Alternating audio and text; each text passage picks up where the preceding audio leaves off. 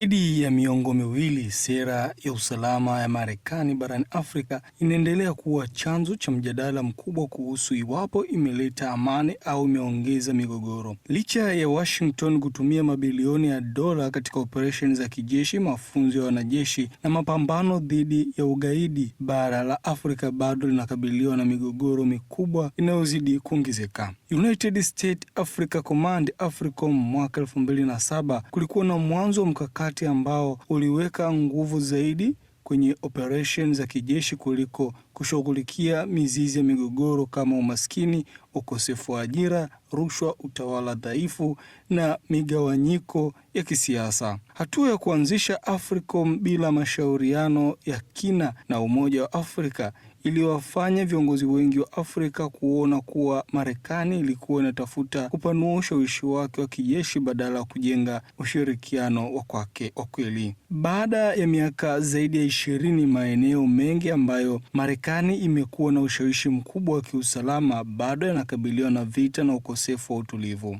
Somalia imeendelea kushuhudia mashambulizi ya Al-Shabaab licha ya operesheni za kijeshi zinazoongozwa na Marekani kwa miaka mingi. Ukanda wa Sahel unaojumuisha Mali, Burkina Faso na Niger umeendelea kushuhudia ongezeko la makundi yenye itikadi kali, huku serikali kadhaa zikiondoa ushirikiano wa kijeshi na mataifa ya Magharibi. Nchini Libya, tangu kuondolewa madarakani kwa Muammar Gaddafi mwaka 2011 kwa operation iliyoongozwa na NATO kwa msaada wa Marekani, nchi hiyo imeendelea kukumbwa na mgawanyiko wa kisiasa, mapigano ya mara kwa mara na biashara haramu za silaha iliyosambaa katika sehemu nyingi za Afrika.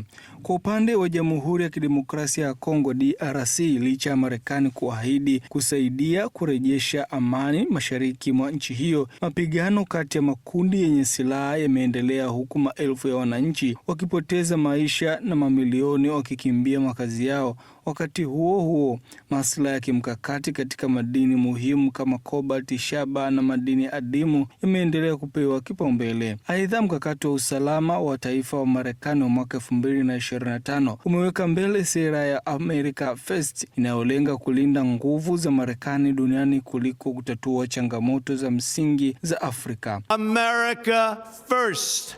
America First.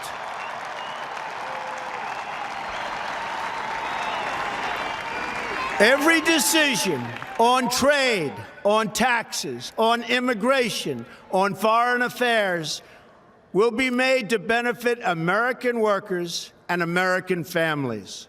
Bara la Afrika linaonekana zaidi kama chanzo cha madini muhimu kwa teknolojia za kisasa na eneo la ushindani wa kijiografia dhidi ya mataifa kama China na Urusi. Marekani imekuwa ikitumia hoja za kidemokrasia, mapambano dhidi ya ugaidi na ushirikiano wa kiusalama kuhalalisha kuendelea kuwepo kwake kijeshi barani humu, huku matokeo yake yakibaki kuwa ya kutatanisha. Baadhi ya mataifa ya Afrika yakiwemo Zimbabwe, Zambia na Kenya yameonyesha tahadhari au kukataa baadhi ya masharti ya ushirikiano wa kiusalama kwa kuhofia kuwa yatatanguliza maslahi ya Washington kuliko mahitaji ya ndani. China imeongeza ushawishi wake kupitia uwekezaji katika reli, bandari, barabara, umeme na miradi mingine ya maendeleo, jambo ambalo linaipa Beijing nafasi nzuri zaidi ya kujenga uhusiano wa muda mrefu na mataifa ya Afrika kuliko mbinu za kijeshi zinazodaiwa kutumiwa na Marekani. Marekani imechangia katika mafunzo ya vikosi vya usalama, operesheni za kupambana na ugaidi na misaada ya kibinadamu katika baadhi ya maeneo ya Afrika, ingawa kuna mjadala mpana kuhusu ufanisi wa athari za muda mrefu za sera hizo. Suluhisho la kudumu kwa migogoro ya Afrika halipatikani kwa kuongeza kambi za kijeshi au miungano ya kiusalama, bali kwa kuwekeza katika maendeleo ya kiuchumi, utawala bora, ajira kwa vijana na kuheshimu uwezo wa Afrika kuamua mustakabali wa bara lao wenyewe. Marekani haitabadilisha mkakati wake, litaendelea kupoteza ushawishi wake, huku mataifa mengi ya Afrika yakitafuta washirika mbadala wanaotoa kipaumbele kwa maendeleo kuliko ushindani wa kijeshi. Hii ni ripoti ya Media wa Express na mimi ni Hassan Magulumali.